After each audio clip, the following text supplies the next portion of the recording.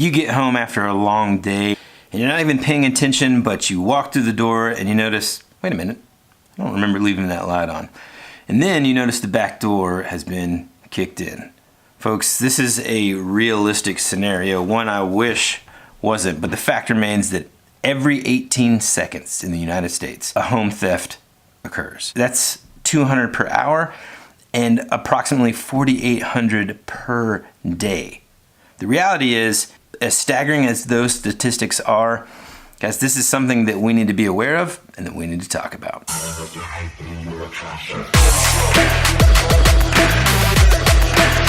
Look, we all know the common sense measures to prevent a theft from occurring at our house. 34% of all break-ins occur through the front door.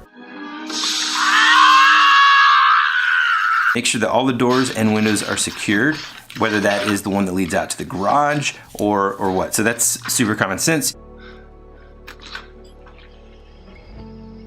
You want to make sure that you are creating an environment that is not an easy target for these people. Something that doesn't scream, they're not home. Having your lights on timers, having timers that even turn the TV or music on at a certain volume whenever you're not home is a good idea. You know, making sure that you're not posting that you're on vacation on social media is also a pretty good idea. Letting other people that you don't know, that you potentially don't trust, that you are not home is extremely important. Making sure that you have a security system that is monitored and working so that not only is it going to go off and create a loud sound when those thieves are in your home, but also that it calls the authorities and alerts them as well. So the average time that a robber basically is in the home is approximately 3 to 7 minutes.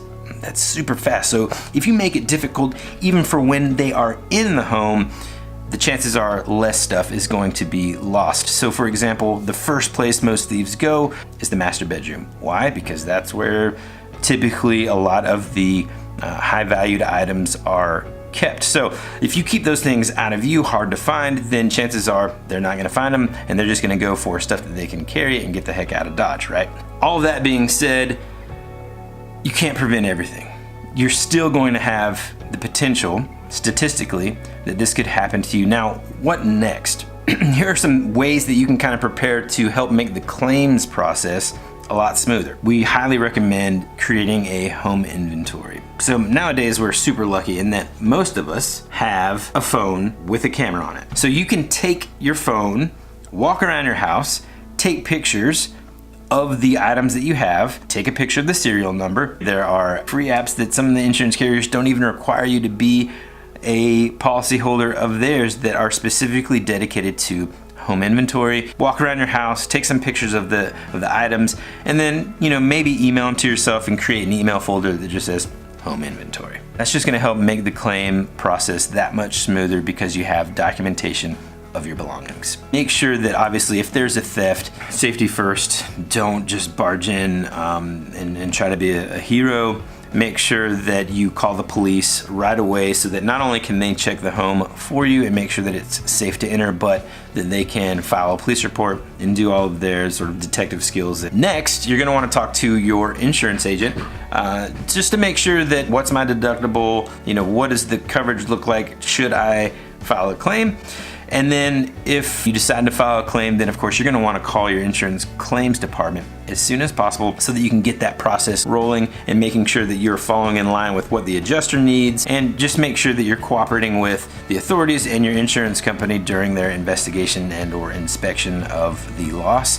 And that is really gonna help make it go nice and smooth. So you're gonna wanna kind of talk with your insurance agent, look over your current home policy, know what your deductible is, know how much your policy covers for theft of jewelry and that kind of thing, and whether or not that is sufficient enough for what you have inside of your house. This is something I highly recommend you take the time to do. Having those pictures and those documents saved, easily accessible, isn't just gonna help you through the claims process, but also through the police report and investigation as well.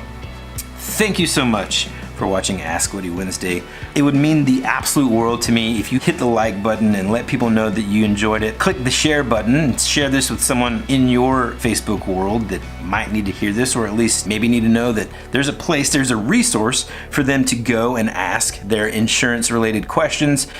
Here at Ask Woody Wednesday, you can message the Roads group using the Facebook Messenger, or you can call or text this number, which is the Ask Woody Wednesday hotline, and we'd be happy to answer any questions that you have for us, including, but not limited to, looking over your current policies and helping you understand what your current coverage says and covers and doesn't cover. And happy to look to see if there's any other better options out there. We love having multiple carrier options for our clients so that we can really find them the best coverage that's going to ultimately protect their quality of life when a claim arises. So thank you again. We'll see you next week, same time, same Woody channel.